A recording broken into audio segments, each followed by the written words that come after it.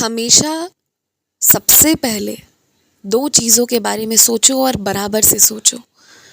अपने स्वास्थ्य के बारे में कि तुम्हें स्वस्थ रहना है, अपने ऊपर आश्रित रहना है, और दूसरा सोचो हमेशा कि आर्थिक रूप से तुम कैसे मजबूत बनोगे।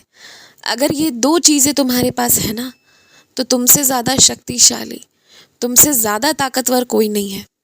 ये बात जान लो। मैं हमेशा इन दो बातों पे तुम्हें इसीलिए जोर देता हूँ ना, कि अगर इन दो तरीके से तुम मजबूत हो तो उसके बाद ना कोई भी व्यक्ति तुम्हें पराजित नहीं कर सकता।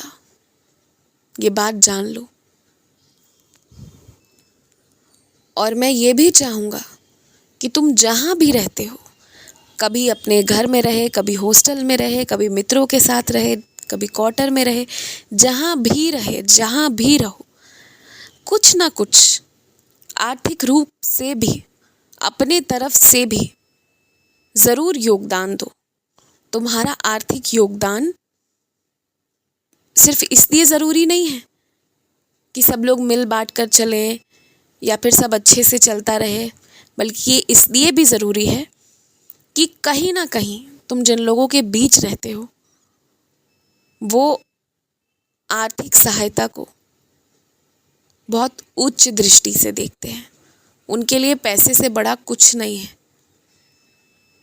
और अगर तुम धन का योगदान दे रहे हो तभी वो तुम्हें सम्मान करेंगे। और इस वक्त ना तुम जीवन के ऐसे पड़ाव पर हो कि तुम कहीं जा नहीं सकते हो। अभी जहाँ हो तुम्हें वहीं रहना होगा, है ना, क्योंकि तुम्हें अपने सारे काम करने हैं।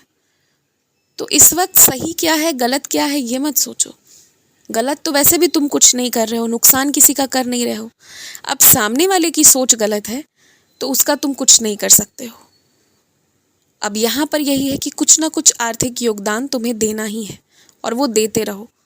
कोई एक जिम्मेदारी उठा लो। अपने घर पर भी रहते हो तो कोई एक जिम्मेदारी उठा कर चलो, चाहे छोटी सी जिम्मेदारी, चाहे तुम जो तुम्हारे फूलों की क्यारियों की सेवा करने वाले माली हो उनकी तनख्वाह दे दो, या किसी की भी तनख्वाह दे दो, या घर के राशन ले आओ।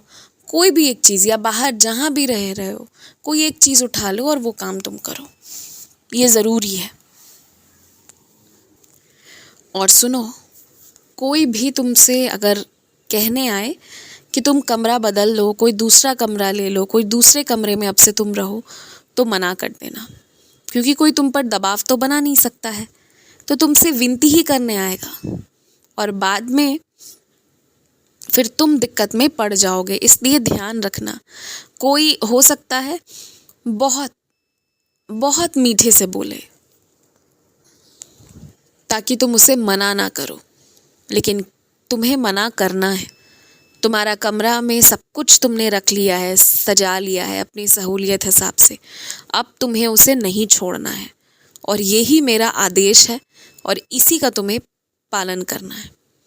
अगर तुम कमरा छोड़ते हो तो बाद में तुम्हें दिक्कत होगी, बारिश होगी तब दिक्कत होगी, या कई बार लोग आएंगे तब दिक्कत होगी, शोर होगी, बहुत तरह की चीज़ें होंगी।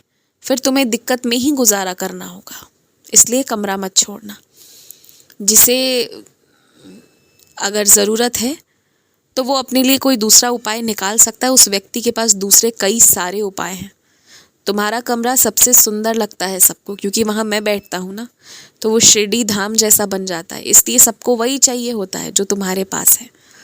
लेकिन जो तुम्हारे पास है वो तुम्हारे लिए है, क्योंकि तुम बेहद खास हो मेरे लिए।